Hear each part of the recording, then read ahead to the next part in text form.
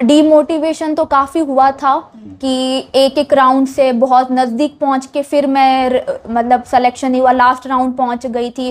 लेकिन टाइम मेरे पापा ने ही बोला था कि तू चिंता मत कर, तू कर ले बाकी का, क्योंकि ये बहुत ज़्यादा फाइनेंशियली इसमें इन्वेस्टमेंट बहुत ज़्यादा लगती है। तो मुझे कहीं ना कहीं डर लग जाता था कि इतना इन्वेस्टमेंट क्या पता मैं आगे कर पाऊँगी कि नहीं कर पाऊँगी। मेरा नाम गरिमा चौधरी है। अभी हाल फिलहाल मेरा इंडिगो एयरलाइंस में जूनियर फर्स्ट ऑफिसर की पोस्ट पे चयनित हुआ है। हम्म, तो कैसे यहाँ पे जाने के लिए, यहाँ तक पहुँचने के लिए कैसे आपको मेहनत करनी पड़ी थी? क्योंकि बीच में कोरोना काल भी आया था, तो उस कोरोना काल में फिर आपको कितनी मेहनत करनी पड़ी थी? मैंने 2019 में ही ये फील्ड ज्वाइन कर लिया था, फ्लाइंग क्लब में एडमिशन ले लिया था भुवनेश्वर में। उसके बाद 2 साल कोविड आ गया था जिसकी वजह से फ्लाइंग क्लब बंद हो गए थे और तब मैं घर पे ही थी क्योंकि फ्लाइंग क्लब भी सारे बंद हो गए थे। तो वो 2 साल बहुत ऐसे निकले थे कि पता नहीं अब आगे क्या होगा, क्योंकि बहुत ज़्यादा कोविड का बहुत ज़्यादा हो गया था। और उसके बाद फिर से जब सिचुएशंस ठीक होने लगी, मैंने फिर से पुणे में ट्रांसफ़र ले लिया था फ्लाइंग क्लब में, क्योंकि वहाँ पे फ्लाइंग का स्पीड काफ़ी अच्छी थी। फिर पुणे में मेरा सारा फ्लाइंग कंप्लीट हुआ, साइड बाय साइड मैंने पेपर क्लियर किए थे डीजीसी के। और उसके बाद फरवरी 2023 में मेरा CPL commercial pilot licence issue हो गया था Redbird flying training academy Baramati की तरफ से। और उसके बाद मैं तुरंत ही साउथ अमेरिका चली गई थी एयरबस 320 की टाइप रेटिंग करने के लिए। एंड उसके बाद मैं जब वापस आई इंडिया तो पिछले 1 साल से मैं अलग अलग एयरलाइंस में अप्लाई कर रही हूँ, जो भी वैकेंसीज आ रही है उसमें अप्लाई कर रही हूँ। हर एयरलाइन का अलग प्रोसीजर होता है सिलेक्शन का, किसी में 3 राउंड होते हैं तो किसी में 4 राउंड होते हैं। और हर बार कभी रिटर्न क्लियर हुआ, कभी सेकंड राउंड क्लियर हुआ, तो कभी थर्ड राउंड में अटक गई। ऐसे ऐसे करके बहुत रुकावटें आई, लेकिन अब फाइनली मेरा इंडिगो एयरलाइन में सारे स्टेजेस पे सारा सिलेक्शन हो गया है और as a junior first officer post पे मेरा सिलेक्शन हुआ अभी इंडिगो में। जब आपका राउंड में first round, second round, third round में आप अटक गए थे, तब ऐसा नहीं लगा कि आप क्या करोगे, अब ये ऐसा हो जाएगा? फिर डर नहीं लगा मन में? डीमोटिवेशन तो काफ़ी हुआ था कि एक एक राउंड से बहुत नज़दीक पहुंच के फिर मैं मतलब सिलेक्शन नहीं हुआ, लास्ट राउंड पहुंच गई थी, लेकिन वहां से मेरे को फिर एलिमिनेट हो जाती थी तो बहुत डीमोटिवेशन हुआ।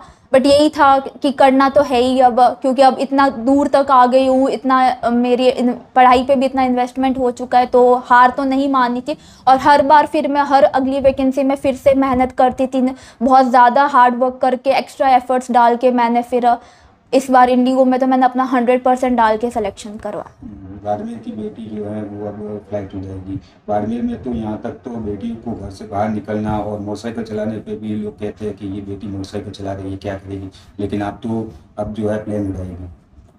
मैं इसके लिए अपने परिवार को बहुत ज़्यादा धन्यवाद कहना चाहती हूँ कि आज उन्हीं की वजह से उन्होंने मेरे पे भरोसा दिखाया, उन्हीं की वजह से मैं लाइक एयरबस 320 जैसा इतना बड़ा विमान उड़ाऊंगी। क्योंकि हमें भी पता है ये बाड़मेर डिस्ट्रिक्ट में जहाँ पे इतना प्रिविलेज नहीं है गर्ल्स एजुकेशन के लेके, बट जहाँ लेके मेरी फैमिली ने स्पेशली मेरे मम्मी और पापा ने बहुत सपोर्ट किया। उन्होंने थ्रू आउट मेरी जर्नी में मुझे बहुत हेल्प किया है, जिसकी वजह से आज मैं यहाँ तक पहुँची हूँ। तो ये सब कुछ आपने कहाँ से मोटिवेशन लेकर ये सब कुछ कहा कि मेरे को नहीं, अभी तो एरोप्लेन में ही उड़ानी है? मोटिवेशन तो मुझे मेरे पापा से ही मिली है, क्योंकि बहुत ऐसा टाइम आया था कि जहाँ पे मुझे लगा था कि नहीं ये मेरे से नहीं होगा, बट तब उस टाइम मेरे पापा ने ही बोला था कि तू चिंता मत कर, तू कर ले बाकी का, क्योंकि ये बहुत ज़्यादा फाइनेंशियली इसमें इन्वेस्टमेंट बहुत ज़्यादा लगती है। तो मुझे कहीं ना कहीं डर लग जाता था कि इतना इन्वेस्टमेंट क्या पता मैं आगे कर पाऊँगी कि नहीं कर पाऊँगी।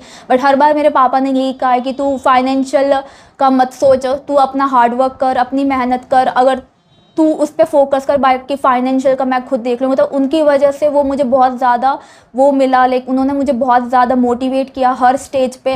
कभी भी ऐसा नहीं कहा कि क्यों नहीं हो रहा, क्योंकि इतनी लास्ट 1 साल से मैं इतनी वैकेंसीज में मैं हर एक बार स्टेज पे निकल जाती हूँ, तो कभी उन्होंने मुझे ये नहीं कहा कि क्यों नहीं हो रहा, कहाँ दिक्कत आ रही है। हर बार उन्होंने मुझे मोटिवेट रखा और उन्होंने यही बोला कि कोई नहीं, अगली बार हो जाएगा। और उन्होंने अपनी तरफ से कोई कमी नहीं रखी मेरी पढ़ाई में। तो कहाँ से कौन से गांव से आप बिलोंग करते हैं?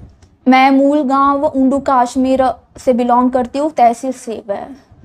तो क्या पिताजी क्या काम करते हैं घर में? मेरे पापा खियाराम चौधरी पूर्व प्रधान शिव है मैं थे 2000 से 2005 तक। और अभी उन लाइक बिजनेसमैन में ही है, उनका मल्टीपल बिजनेस वगैरह है। मम्मी क्या काम करती है? मम्मी मेरी हाउसवाइफ है। तो घर में कितने भाई बहन हैं? हम 3 बहन हैं। मेरी बड़ी बहन गीता चौधरी जो कि MBBS करके आई है रशिया से, अभी वो इंडिया में MCI का एग्ज़ाम की प्रिपरेशन कर रही है।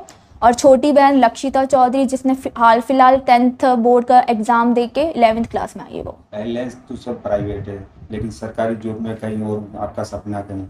नहीं, स्टार्टिंग से मुझे कमर्शियल एयर फील्ड में ही जाना था, क्योंकि मैं एयरफोर्स में नहीं जा सकती थी क्योंकि उस टाइम गर्ल्स जो है NDA एग्ज़ाम्स के लिए एलिजिबल नहीं थी, और मेरी आई साइट भी वीक है, तो इस वजह से मैं एयरफोर्स में नहीं जा सकती थी। स्टार्टिंग से ये चीज़ मेरे को क्लियर थी, और फिर बनना भी मुझे पायलट था, तो फिर मैंने कमर्शियल एविएशन ज्वाइन किया।